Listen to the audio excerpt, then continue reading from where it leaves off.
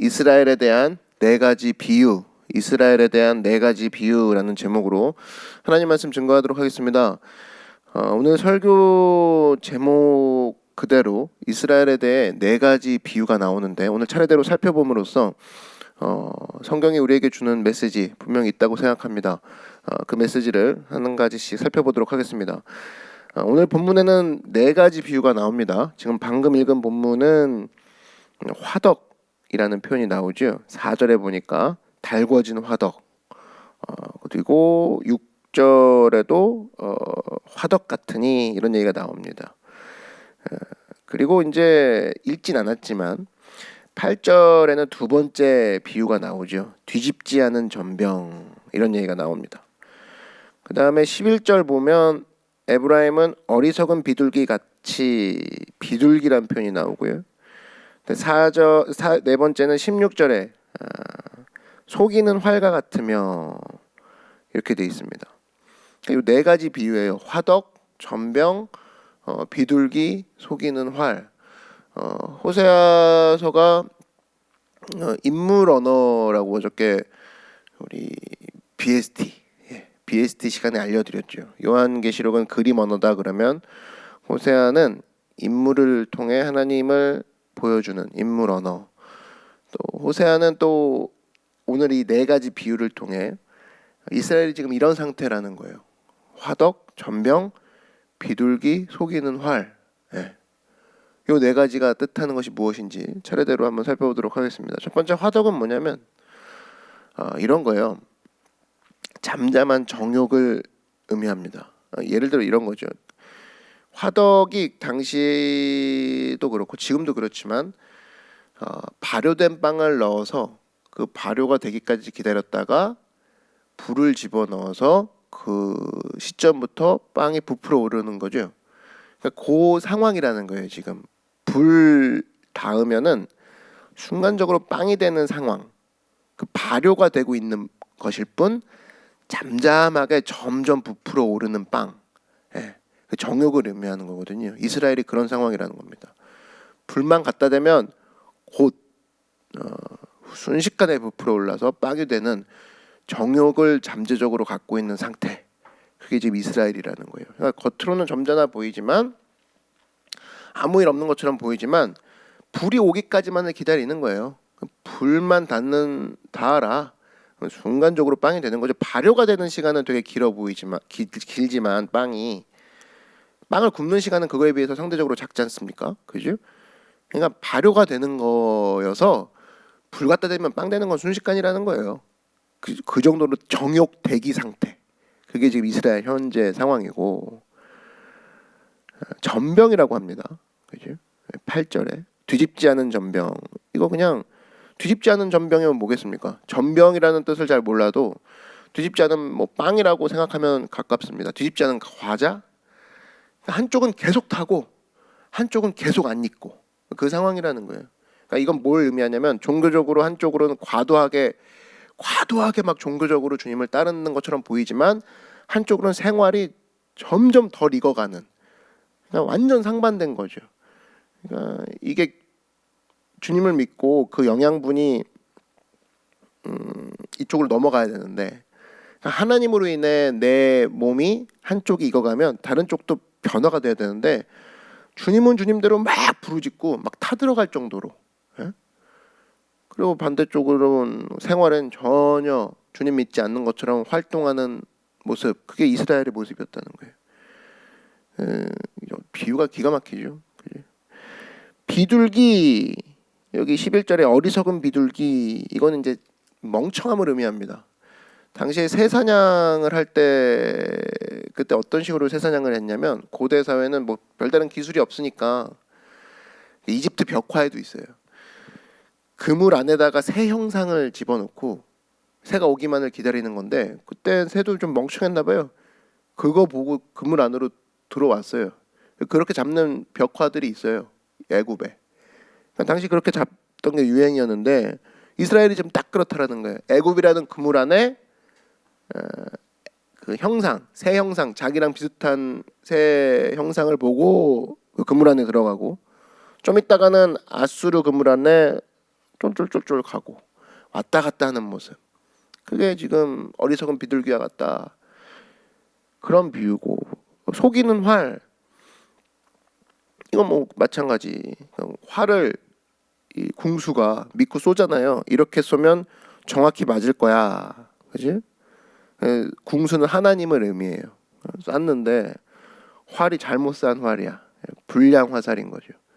그래서 엉뚱하게 가서 맞아요. 그러니까 이거는 배신과 배반을 때리는 그런 이스라엘을 뜻하는 거죠.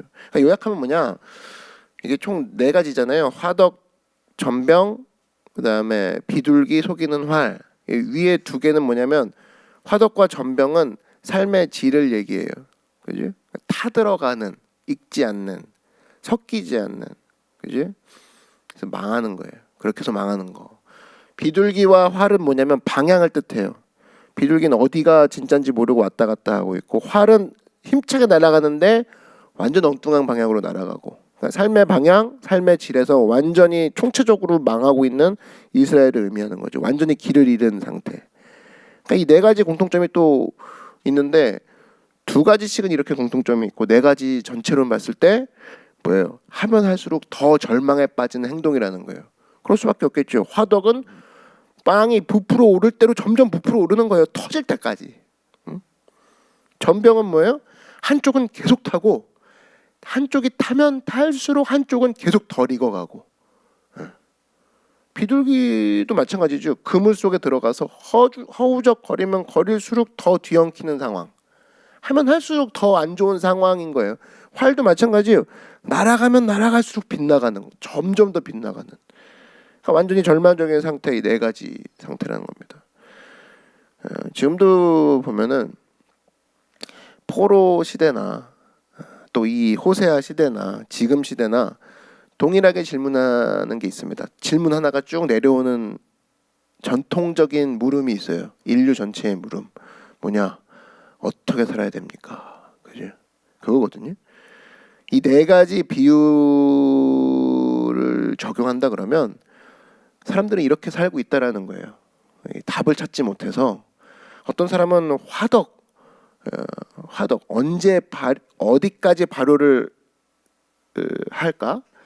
언제 화덕에 불을 집어넣을까? 삶이 타이밍이라고 생각해서 타이밍으로 살아가는 사람이 있거든요. 그런 사람이 있고 이런 사람은 언제나 타이밍을 고민하죠. 발효를 몇 시간 할까? 불을 언제 집어넣을까? 전병도 마찬가지죠. 역시 타이밍이죠. 언제 뒤집어야 될까? 그죠? 이게 삶에 어떻게 사는가에 대한 해답이다. 그렇게 여기는 사람들이 있어요. 또 이런 사람들 있죠. 뭐 얼마나 빨라야 되나. 삶은 활과 같다. 그래서 얼마나 빨리 가서 꽂혀야 되나. 뭐 이게 생각해서 빨리 이게 어떻게 사는지에 대한 대답으로 그렇게 사는 사람도 있습니다. 근데 성경은 삶은 타이밍도 속도 2개 다 아니라고 얘기를 해요. 성경은 둘 다 아니라고 합니다. 삶은 타이밍도 속도도 아니라고 해요. 그래서 오늘 우리가 어떻게 살아야 되는지 이 질문에 대한 해답을 내리려고 합니다. 오늘 그게 핵심이에요. 성경이 얘기하고 있는 거는 15장 요한복음 15장 4절이 예수님이 정확히 얘기해요. 어떻게 살아야 되는지를. 요한복음 15장 4절 보니까 내 안에 거하라. 나도 너희 안에 거하리라. 가지가 포도나무에 붙어 있지 아니하면 스스로 열매를 맺을 수 없음 같이 너희도 내 안에 있지 아니하면 그러하리라. 예수님이 정확히 얘기해 줘요. 삶은 타이밍도 속도도 아니라는 거예요. 삶은 붙어 있는, 누구에게 붙어 있는가. 그 싸움이라는 걸 정확히 얘기해 주고 있습니다. 뭐예요? 삶은 예수님께 붙어 있을 때만 살 수 있다라는 거예요. 심지어 타이밍 잘 모르는 사람도, 속도가 안 나는 사람도 예수님께 붙어 있기만 하면 산다라는 거. 그게 가장 중요한 거라는 거예요. 지금 이스라엘이 이것 빼고 다 하고 있는 겁니다. 하나님께 붙어 있는 거 빼고 속도 내고 있어요. 속도를 내서 애굽 빨리 가봐. 아니야 아수르 빨리 가. 지금 애굽에 도움이 필요해. 아수르에게 빨리빨리 선물 보내. 이거 왔다 갔다 하고 있다라는 거예요. 성경이 한숨 짓고 있는 거죠. 아니면 또 지금 애굽 같은 이스라엘 같은 경우는 언제가 좋을까? 이거에 고민하고 있는 거예요. 야, 이거 언제 지금 도움을 요청해야 될까? 애굽이 지금 상황이 안 좋으니까 조금 있다 사신을 보내자. 이 얘기하고 있는 거예요. 그러니까 한마디로 하나님께 붙어 있어야 사는데 하나님께 붙는 거 빼고 타이밍 걱정하고 속도 걱정하고 있는 거예요. 내가 너무 느리게 사는 거 아니야? 남들 다 하는 거 나 못하고 있는 거 아니야? 우리 젊은이도 그런 젊은이들 있죠. 남들 다 차 샀어요. 다 집 샀어요. 그죠? 뭐 결혼도 했어요. 속도 저걸 따라가야 돼. 거기서 오는 뭐 좌절감. 또 어떤 사람 타이밍이래요. 그래서 지금쯤 이걸 해야 되는데 언제 하면 좋을까? 이게 참 고민이야. 목사님 언제 하면 좋을까요? 언제 하면 좋을까요가 정확한 질문이 아닐 수도 있어요. 그게 우선되는 질문이 아니라고. 예수님은 뭐예요? 나에게 붙어 있느냐? 그거 먼저 물어보라는 거예요. 여기서 상식적인 거죠. 너무나 당연한 이야기인데 살고 싶으면 생명된 거에 붙어 있으면 돼요. 생명을 유지하고 싶잖아요. 그럼 생명은 생명에게 붙어 있을 때만 살 수 있다는 거예요.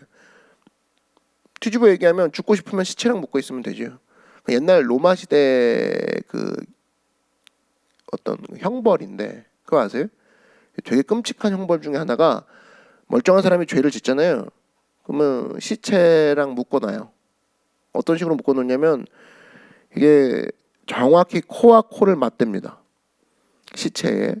그 다음에 시체의 배와 배를 맞대고 시체의 어떤 발과 발까지 다 맞춘 다음에 꽁꽁 묶어놔요. 그러면 살아있는 사람도 멀쩡한 사람도 처음에는 막 헛구역질 한답니다. 진짜 구역질 하겠죠. 시체랑 묶어놨는데 헛구역이 아니라. 근데 나중에는 이제 이 굶잖아요. 묶어놨으니까 먹을 거 당연히 안 주고 자기 입술이 시체 입술이랑 붙어 있으니까 나중에는 그 시체를 먹는답니다. 자기가 살려고. 얼마나 끔찍해요. 결국 그러다가 시체에서 나오는 도끼, 시체에서 나오는 어떤 안 좋은 것들이 그대로 몸으로 다 옮겨져 가지고 나중에 병으로 죽는 병, 그런 형벌. 마찬가지예요. 죽고 싶으면 죽은 거랑 자기를 묶으면 되는 거고 반대로 살고 싶으면 살아 생생하게 움직이는 것과 자기를 연결하면 되는 거거든요. 그죠? 그래서 여러분 우리가 살고 싶으면 생명 대신 예수님, 생명 대신 하나님과 붙어 있을 때, 연결되어 있을 때, 묶여 있을 때 그때 살 수 있다는 겁니다. 근데 이스라엘이 지금 엉뚱한 거 하고 있어요. 곧 있으면 망할 애굽과 자기를 칭칭 감고 있고 좀 있으면 망할 아수르와 자기를 칭칭 동여 감고 있는 거예요. 죽을 수밖에 없는 거죠.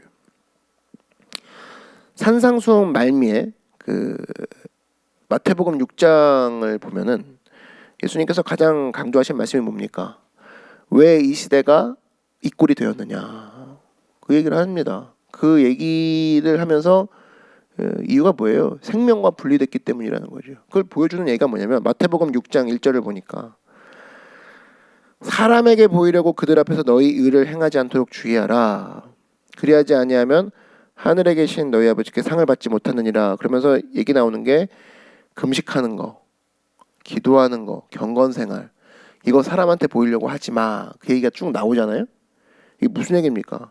시대의 문제가 뭔지 아니? 금식, 경건, 구제 이거 하나님과 연결되었을 때 그게 살아 일어나는 거지. 그거 죽을 피조물인 사람에게 보이려고 그것에게 보이려고 그것을 한다? 그럼 너희들은 아무 의미 없는 행동하고 있다라는 거예요. 죽어가고 있는 금식하고 있는 거라는 겁니다. 하나님과 연결되지 않은 금식, 생명과 분리된 금식이잖아요. 그거 왜 하니? 그거예요. 한마디로 생명의 근원과 연결되어야지만 살 수 있다, 생명이 드러난다 그 얘기죠. 여러분 그래서 이 시대에 치열하게 마귀가 우리에게 계속적으로 시도하는 건 뭐냐면 생명과 붙어있는 걸 발견하잖아요. 그러면 생명과 띄어놓으려고 계속 분리 작업합니다. 마귀는 항상 그거예요. 생명과 떨어지게 만드는 거예요. 어떻게든 떨어지게 만들려고. 그래서 교회는 어떤 작업해야 되냐? 생명 대신 하나님과 계속적으로 연결시키려는 그 작업을 해야죠. 그게 사명이죠. 어떻게든 성도의 모든 부분에 있어서 하나님과 연결시키게 만들고 성도의 모든 부분에 있어서 예수님과 연결시키게 만드는 거. 살아있는 하나님과 자꾸 묶으려고 하는 거. 이게 되게 중요한 거죠. 그래서 생명과 분리시키려고 하는 거 마귀의 장난입니다. 그리고 우리는 그 생명과 연결시키려고 하는 교회의 사명을 반드시 기억해야 되고 이것을 통해 우리가 뛰어야 된다는 거예요. 마귀의 시험의 본질이 뭔지 아시겠죠? 어떻게든 분리시켜놓는 거. 지금도 힘들어하는 사람, 어려워하는 사람 특징은 뭐냐면 마귀가 분리하려고 하는 그 노름에 놀아난 거예요. 계속적으로 하나님과 떼어지고 예수님과 떼어지고 그죠? 교회와 떼어지고 목사와 떼어지고 그 생명 대신 예수님과 어떻게든 떼어지는 거에 있어서 여기에 휘말리는 순간 그냥 다 싫어지는 거예요. 다 힘들어지고 다 죽어가는 것처럼 보이고. 답은 뻔한 거 아닙니까? 그러므로 치유의 길, 회복의 길이 뭐냐? 리커넥트, 그지? 리커넥트, 다시 연결되는 거. 이것 말고는 살 방법이 없다라는 거예요. 그때부터 생명의 역사가 나타난다는 것이고, 교회 관리는 뭐다? 리커넥트, 다시 연결시키는 거, 다시 연결시키는 거. 이것만이 살 수 있는 방법이니까. 그래서 요한복음 15장 5절 보니까 나는 포도나무요, 너희는 가지라. 그가 내 안에 내가 그 안에 거하면 사람이 열매를 많이 맺나니 나를 떠나서는 너희가 아무것도 할 수 없음이라. 강조점이 뭐예요? 연결되기만 하면 생명이 충만해지고 연결되기만 하면 자라난다. 그 얘기죠. 그 얘기예요. 그러니까 우리 에베소서를 교회론이라고 하는데 교회론을 잘 표현하는 에베소서가 절정인 장면이 2장에 나옵니다. 2장. 핵심적인 장이 2장인데 2장이 교회론 중에 교회론이에요. 거기 보니까 2장 14절 교회가 뭐 하는 곳이냐, 예수님의 십자가가 뭐 하는 곳이냐 이렇게 설명합니다. 그는 우리의 화평이신지라 둘로 하나를 만드사 원수된 것 곧 중간에 막힌 담을 자기 육체로 하시고. 예수님이 하신 일이 뭐라는 거예요? 중간에 막힌 담을 하셨다라는 거예요. 죄는 뭐예요 그러면? 막힌 담을 얘기하는 거죠. 이걸 뚫어버렸다는 거예요. 뚫어버렸다. 분리시키는 게 죄라는 거고 분리시키는 것을 자꾸 허물어버리는 게 예수님이라는 겁니다. 그죠? 막힌 담을 뭐로 하셨대요? 자기 육체로 하시고 십자가로 헐어버렸다는 거죠.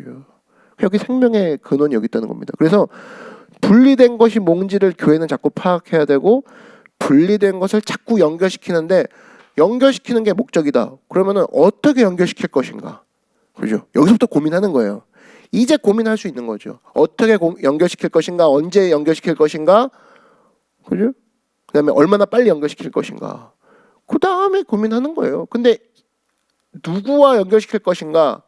누구에게 달려갈 것인가? 이게 전제가 되지 않고서는 그냥 정말 삽질하는 거죠. 그러니까 여러분 잊지 마십시오. 교회는 모든 생명의 근원으로부터 떨어진 모든 것들을 연결시키는 작업. 그게 사명이라는 거예요. 그게 교회의 사명이에요. 한마디로 바른 위치에 거하는 거, 바른 예수님과 붙어있는 모습이 삶의 생명의 근원인 거지. 삶은 삶의 속도도 삶의 타이밍도 생명의 근원이 될 수 없다. 요한복음 15장 4절 다시 보면 내 안에 거하라 나도 너희 안에 거하리라. 이게 생명의 비결이라는 거예요. 그러면서 가지가 포도나무에 붙어있지 아니하면 스스로 열매를 맺을 수 없음 같이 너희도 내 안에 있지 않으면 그러하리라. 여기 보니까 가지가 붙어있지 아니하면 이런 표현이 나오죠. 그러니까 여러분 이거는 아무리 굵고 긴 가지라 할지라도 붙어있지만 않으면 죽는다 그 얘기예요. 그죠? 아니 되게 멋있는 가지인데 포도나무에게서 방금 떨어졌어요. 죽는다는 거예요. 아무것도 공급이 안 된다는 거예요. 열매를 맺을 수 없다라는 거예요. 그럼 이 얘기는 뒤집어 얘기하면 약하고 초라해 보이는 가지라 할지라도 붙어있는 것만 확인되면 영양분과 수분이 글로 공급이 되는 거죠. 열매를 맺을 수 있다는 겁니다. 이거는 우리에게 적용한다 그러면 내가 작고 능력이 없으면 중요하지 않더라는 거예요. 왜? 예수님께 붙어있기만 하면 열매를 맺는 거니까. 반대로 내가 아무리 크고 잘났어요. 근데 예수님께 떨어져 있는지 한참 됐어요. 망하는 거라는 거예요. 죽는 거라는 거예요. 곧 말라 비틀어진 가지가 된다라는 거예요. 예수님이 그래서 너희는 지금 타이밍도 속도도 중요하지 않아. 초조해? 조급해? 그게 중요한 게 아니야. 너희는 지금 확인해야 될 게 하나라는 거예요. 나에게 붙어 있는가? 예수님께 연결되어 있는가? 이걸 보라는 거예요. 그 위치가 중요한 거죠. 그래서 여러분 오늘도 마찬가지입니다. 오늘도 우리가 많은 고민들이 있어요. 그죠? 특별히 뭐 코로나 시기니까 이거 언제 끝나는가? 그죠? 그다음에 또 이런 거죠. 아까 얘기했던 거 삶의 타이밍, 또 삶의 속도. 그죠? 남들은 다 하고 있는데 난 점점 뒤처지는 거 아닌가. 뭐 고민할 수 있는 내용들인데 중요한 건 내가 예수님께 지금 붙어 있는 거 아닌가. 이걸 먼저 체크해야 된다는 거예요. 왜? 그게 사는 길이기 때문에. 그죠?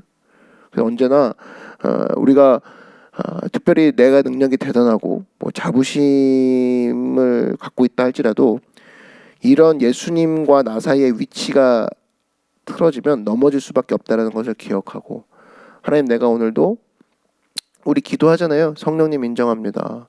성령님 환영합니다. 성령님 모셔드립니다. 연결되겠다 그 소리 아니에요? 성령님 의지합니다. 성령님 따라갑니다. 의지하겠다 그 소리죠.